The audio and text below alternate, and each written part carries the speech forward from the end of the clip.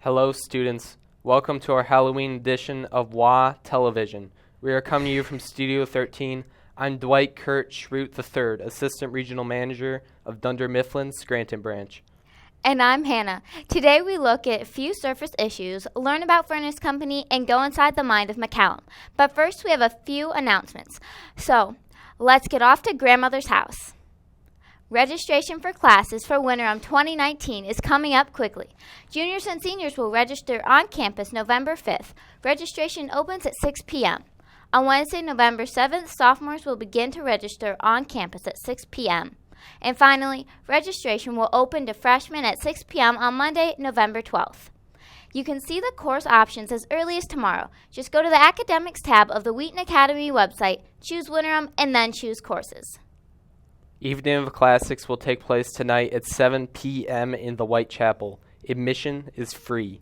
Come out to support your fellow students performing instrumental, vocal, and dance pieces. If you're interested in deepening your understanding of math and you think you would enjoy competing with mathletes from other schools, then come to the first math team meeting next Monday, November 5th, during combined lunch in room 103. You can compete all the way from algebra to pre-calculus. If you have any questions, see Mr. Roy's. Want to learn how you can sue that wolf for devouring your grandmother? Mock Trial will have an informational meeting on Thursday, November 1st at lunch, room 202. They will begin reading a new case and interested students may attend, and lunch will be provided. Evening in the Furnace will begin this Friday, November 2nd at 7 p.m. in the Fine Arts Center. Tickets are $5 at the door, and the doors open at 6:30 p.m. Come support our comedy, improv, and dance teams. And don't forget that our spring musical will be announced that night. Lions and Tigers and McCallum, oh my, exclamation point. How well do you really know our art and illustration teacher? Jamal shares his recent interview with us. Check it out. Hey, what's up guys? It's Jamal here, back at it again with another WAtv video. Today we're going to be interviewing Mr. McCallum because I think that we should all learn something from him. I make art because it's all I really know how to do. It's what I grew up loving. It's what I enjoyed to do in my free time. And it's really about being able to create something new and exciting, a way to express myself, how I'm feeling, and an opportunity to create something that maybe no one else has ever seen before. I think that's what really gets me about making art. I love teaching students because I have a passion for their heart and where it's at, and the enthusiasm that they bring in a life of youth. I remember what it's like to be a young person still, and I'm passionate about sharing what I've been given as an artist and how I've been invested in, and I want to give back, but also just because I think art is designed to be shared. I don't feel like art is done until it's shared. I had a heart transplant 11/26 of 1991, so I'm coming up on a big anniversary even now. But God showed me what it meant to depend on Him and be humbled by Him. He made me see Him in a new way, and He continued to bless me in the gift that He had given me of art making, and He had done that by giving me an opportunity to really dive in and invest, and it became something that I could do even though I was not well for a time. To this day, I think back fondly on that time as a time where I really developed as an artist, and that experience solidified my desire and passion to continue studying, learning, and pursuing visual art. Setting all this spooky talk aside for a second, we are so thankful God has His hand on Mr. McCallum's heart. Our school is so much better because of his influence on our art programs. Get down to the Lower Fine Arts Center at some point and check out what he and his students have created.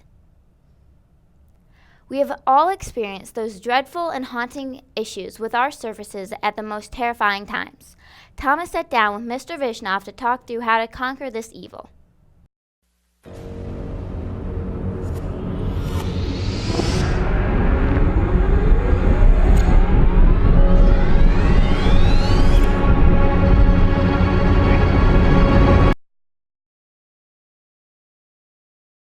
Hello, Wheaton Academy. This is Mr. Vishnoff here with a few tips and tricks regarding how to make best use of your Microsoft Surface 3 laptop, which you know and love. Some of you may have noticed that occasionally the keyboard will stop working. Well, that's an unfortunate feature of our Microsoft Surface 3 tablets. Is when you have pending updates, the keyboard will often stop working. Or if you have low battery, sometimes it'll stop working then. Solution to low battery is obviously to charge it. The solution to pending updates is to do a full restart. A full restart, by the way, does not include the power button at the top of the Surface. The full restart means going to the Start menu, which is the little 4-square flag down in the lower left-hand corner. Find the power icon, which is a circle with a line through it. Select the word Restart, or go into All Settings, Updates, and check and see if you have updates waiting to be installed. Click the Install button, wait till they're done, then do the full restart. You don't really need to do it that often, but it's a good idea to do it at least once a week. It helps apply updates and resolve any inconsistencies in the software. Another thing you may have been dealing with is charging issues. So if your Surface 3 is charging inconsistently, that is to say if you left it charging all night long and you wake up in the morning and it's at 10%, which is worse than how you left it, you may have a problem with your charging cable.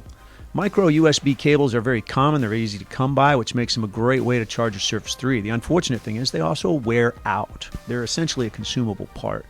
If it turns out to be your cable, come see us. We can replace that for you.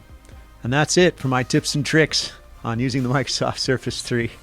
Come see us if you have problems. Have a great day. We can't thank Mr. Vishnoff and Mr. Stolter enough for their service to this great school. If you encounter any issues you don't know how to fix, get up to the IT office between rooms 202 and 203. Bears Beats Livestream.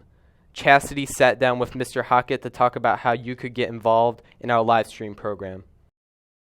So I started livestream maybe 10 years ago when we decided we wanted to stop burning DVDs of different events. Talk about old school, right? And instead make things available for free for people to watch. So we initially started with something called Vimeo, and then we moved to livestream.com. We still use our livestream.com account for all things chapel and fine arts related. And then we have started to stream to YouTube and Twitter for all of our athletic events. The athletic events are new this year. You start to see us live stream football and soccer, volleyball. We've tried tennis. It hasn't been really successful so far. We're going to live stream basketball and wrestling this upcoming winter season. We are always looking for help. We never have enough people. We need videographers, people behind the camera. You can join if you have a ton of experience, and you can join if you have no experience. We get people get interested in cameras, and then they start to learn how to edit. So talk to me, find me in Studio 22 at any point, and I'd love to connect you with our live stream program. If anything, just watch our footage. Enjoy an event, a concert, an athletic game that you wouldn't normally be able to attend, and watch that instead. The livestream team has a meeting this Thursday at lunch for anyone that participated in the fall season or anyone looking to try it out moving forward. Come to Studio 22 this Thursday and lunch will be provided. Last Tuesday, we had our first worship night of the school year. Media Arts student Caroline Kelly was there to show you what you missed and to ask some of the people involved why they do what they do. Hey, this is Caroline Kelly coming to you with WAtv. Today I went around and interviewed some seniors from our Project Lead worship team to see how they feel about worship night, what their favorite thing is, and what planning and preparation goes into worship nights. Enjoy.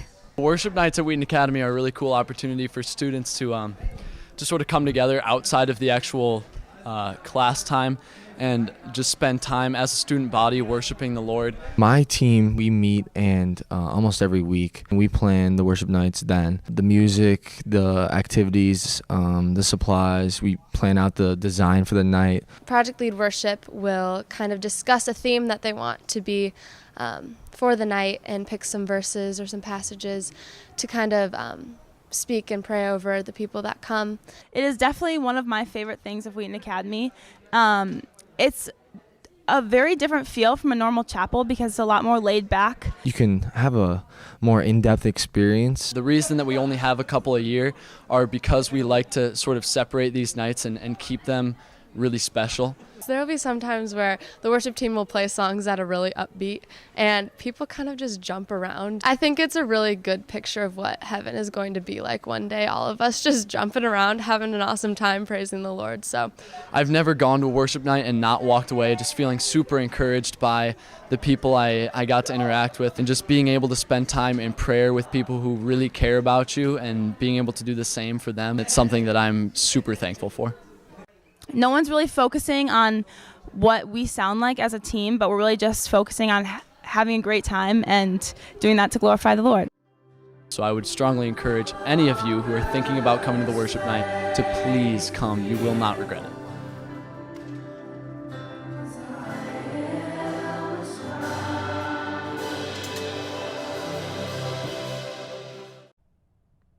There will be many more nights like this to come.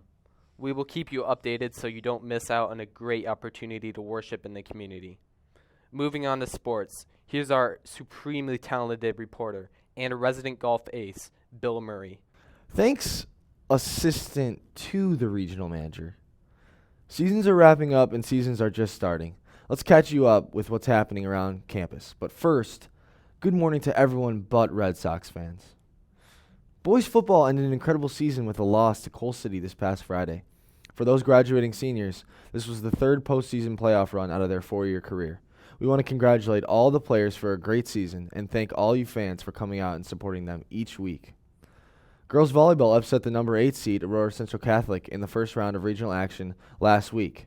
They won in 3 sets, but unfortunately they had to meet the number 1 seeded Montini Catholic for the regional championship. They lost and finished with an overall record of 18-13. Congratulations, ladies, on a great season. Our cross-country team ran in sectional races this past Saturday. Blake Woodstock represented the boys but failed to qualify for state. And for the girls, they came in 6th in the sectional, only 3 points away from qualifying for state. The bright spot was that freshman Lily Lebo qualified for the girls with an impressive 4th-place finish overall and a personal best time of 19 minutes and 21 seconds. Congratulations to all our runners for a great season. Seasons begin today or next Monday for our winter athletes. Girls basketball has tryouts after school today. Boys basketball and wrestling both have their first practice the following Monday. And finally, with regards to wrestling, there is a meeting today at lunch in Mr. Musso's room for anyone planning on wrestling in this upcoming season. This is a mandatory meeting. To give us your 4 things you need to know this week, here's your favorite human-loving cat, Chas. Thanks, Peter. I'm Chas, and I'm going to give you the 4 things you need to know. Here we go. Number 1, Evening of Classics is tonight at the Whitechapel. Admission is free and starts at 7 p.m. Number 2, Evening in the Furnace, a night of comedy, improv, and dance is this Friday, November 2nd. Admission to this event is $5, and it will be in the Fine Arts Center. Number 3, our chapel speakers for the week include Ian Simpkins on Tuesday and Pastor Mohammed on Friday. And number 4, if you plan on dressing up for Halloween, keep in mind that the WA dress code is still in effect. No costumes, leave it for after school. Don't forget to follow us on Instagram and Twitter at WAtv for information or to leave comments. That's all for today. Thanks for tuning in to WATV. From all of us at Studio 13, have a perfect day.